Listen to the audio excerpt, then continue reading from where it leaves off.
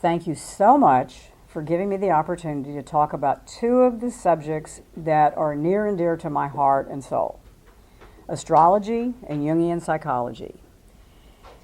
I think it's probably a good idea, since I don't know a lot of you, for you to know how I became an astrologer and how I got to Jungian psychology. So if you would just walk with me for a minute, I'll tell you that story, because it's kind of crazy, like life.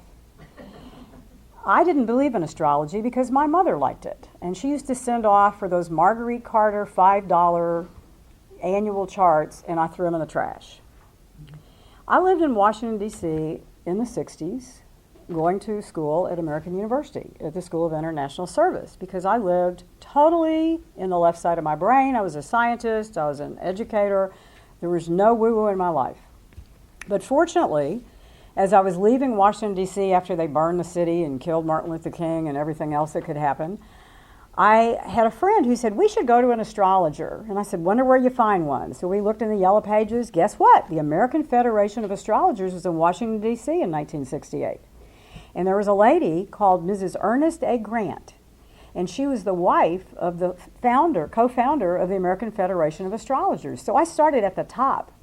I came out of there speechless, and I said, I got to learn this, because like most people in their 20s, I was extremely narcissistic, and I believed everybody should be like me, and why weren't they?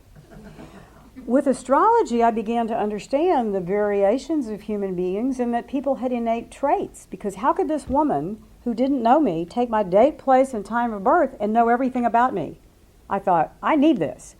So in those days, I took correspondence courses from her and read all the classical textbooks, and I worked at a law firm in Houston at that time. And so I practiced astrology on all the lawyers.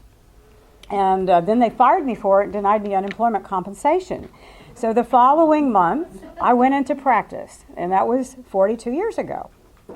And astrology to me was this incredible tool for understanding the cycles of life, the basic innate traits that we have, and it was just a revelation. And it was hard for me to learn, honestly, in the beginning, because I was so much in my left brain.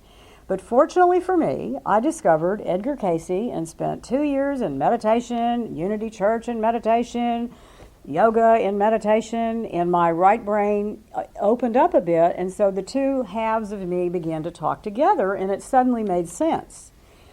And after a few years in practice, about the time Ken knew, in 1977, I said, you know, I came back here to go to graduate school. I need to do it. And fortunately, the wonderful opportunity to go to the University of Houston Clear Lake, which was a really radical graduate school in 1977, came available to me.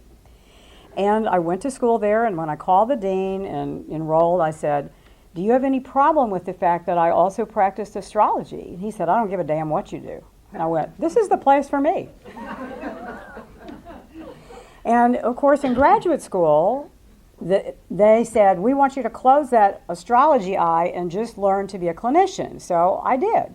I learned to be a marriage and family therapist. My master's degree is in behavioral science, psycholinguistics, the early stages of neurobiology, all of that life science, important stuff to understand human behavior.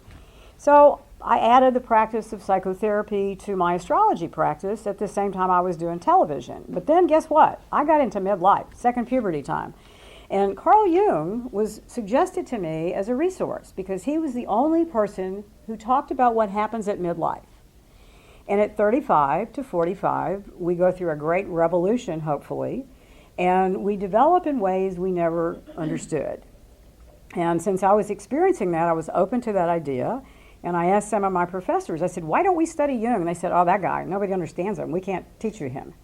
So there was a Jung Center in Houston. I went there and took lots of classes. I wound up teaching there, and what I learned is, of course, that Jung had studied astrology. He had used it in his practice. He had formulas for it.